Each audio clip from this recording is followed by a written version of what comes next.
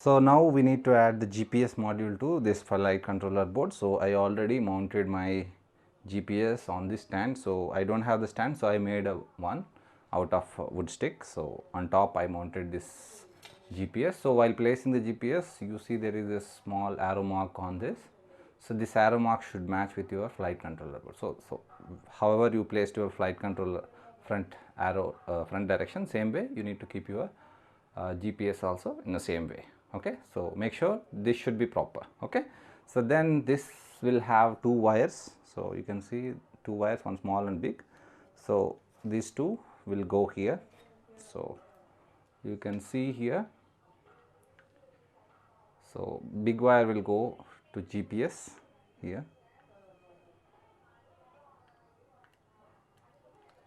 GPS, and the small wire will go here, 12C. So like this. So why I place this little away from the main controller board means, if it is close to these electronics, there will be interference with the electronics. That's why we need to keep it little away from the electronics so that it will work best. That is the main reason we have to place this thing little away from the flight controller board. Okay, so now we need to do the programming thing. So for that, what we need to do, we need to remove the propellers. Okay, we need to remove the propellers before we do the programming, so it is safe. So it's very important, just remove all the propellers before you do the programming. Okay, now we'll go to the mission planner and program this one. Okay, configure this one. So now I connected the USB cable. Now I will connect the USB cable here. Before that, I removed all the propellers. Okay, make sure you also remove all the propellers, otherwise, okay, it's not safe. Okay, so make sure you remove the propellers. Yeah, it's connected. Now we'll connect the mission planner. Connect.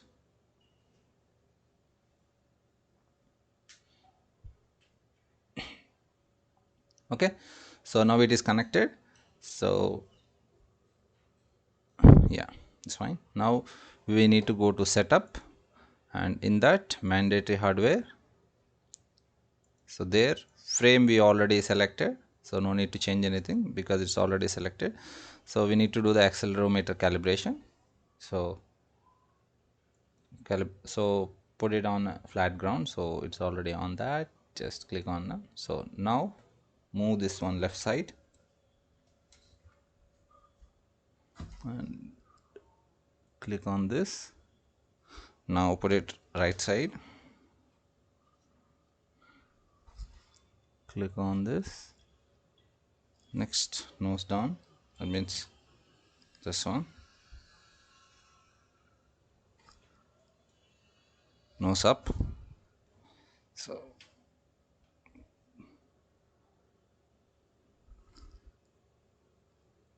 this side. Next, vehicle back means this completely like this.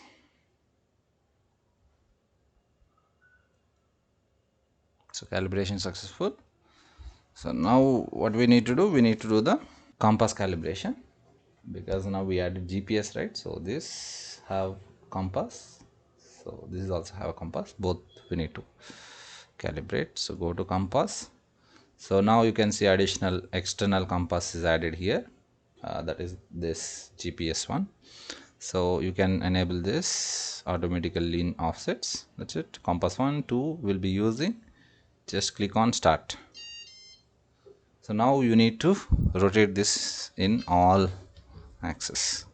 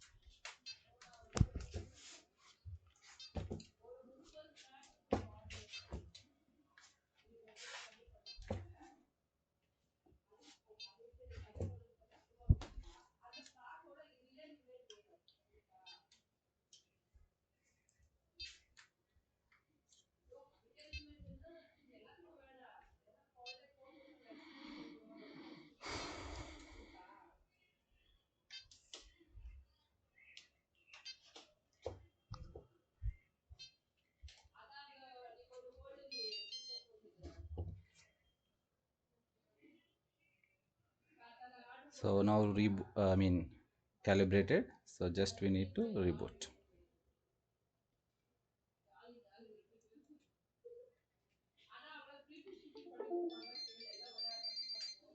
Okay, so now we need to connect and we need to configure the flight modes. Now we need to go to flight modes, and here, so first mode, this one, this switch now. Earlier first mode is stabilize, now I set it to altitude hold mode. Okay, so next second mode, earlier it is altitude hold mode, now I put it like a loiter. So in the loiter it will be using the GPS and it will try to lock in one place and it will try to maintain the altitude also. We'll check that. And third mode I'm just putting like landing only. Okay, so because I don't want to try RTL at this time, so I will try next time. Okay, that's why I keep it like land only. So I'll just say save mode. So now it is saved. Now you can go to this fail safe. So now we need to set the fail safe. So you can see here fail safe you have two. One is when the battery is low, you can set it here. So default it will be like this. When the battery is low, like selected voltage, so you can set that to RTL. RTL means return to launch. So you can set it for the battery also. Same, you can do it for your radio, like whenever it is misses signal from radio, so again it will come to return to launch. So you can select this will be default, this you need to enable. Okay, so you can adjust this voltage, so within that voltage automatically it will change to RTL. Okay, so you can increase or decrease the voltage. Okay, so you can do this. So initially maybe this battery voltage it won't show here, disabled.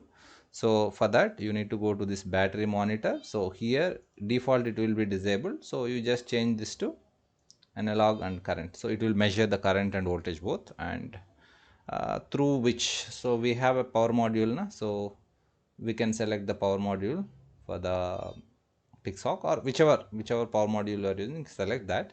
And I'm using this pixhawk 4, I'm selecting this, that's it. So now it is ready. So we set the failsafe also. Now we can disconnect and we can go for flying, and we'll see the modes how effective it is. Okay, we'll see that. So now I'm flying in altitude hold mode.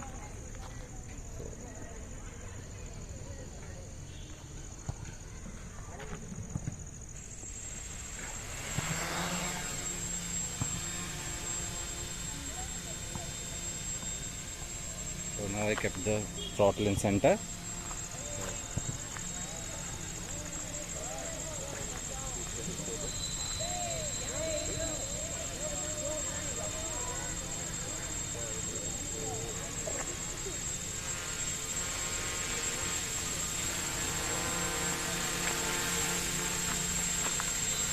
Okay.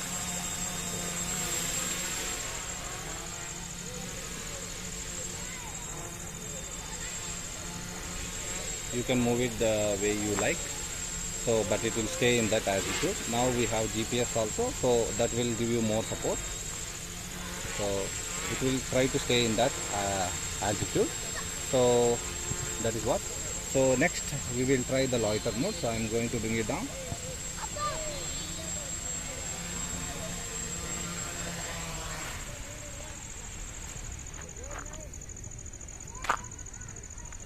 So now I am flying in loiter mode. So in the loiter mode you can take it the height you like, then keep the center throttle here, so that what will happen, it will stay in that way.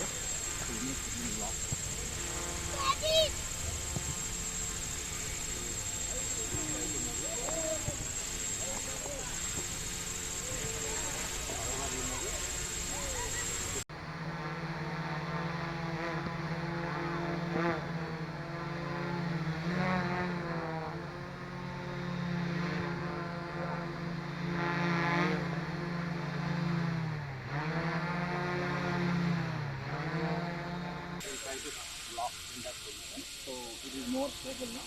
You can see here. So now you can move it in any way you like, but it will lock in that position. Okay. So wherever you lock, it will stay in that. So whatever is happening here, it will just stay in that attitude.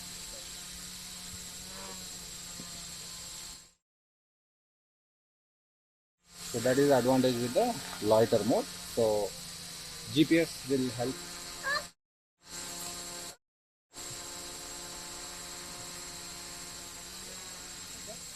So you can see here.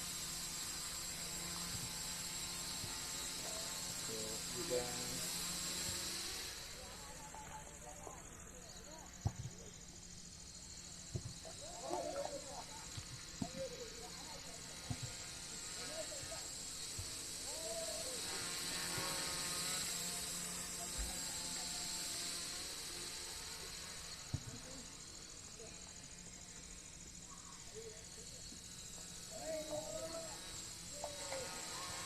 So wherever you leave it, it will just stay in that. So now it is locked.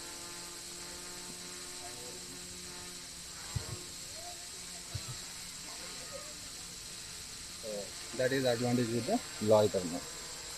Pretty stable. So I'll bring it close to the camera, so that we don't need to worry that it will go in one side. So it will stay in that place. Okay. So GPS, everything is working fine. So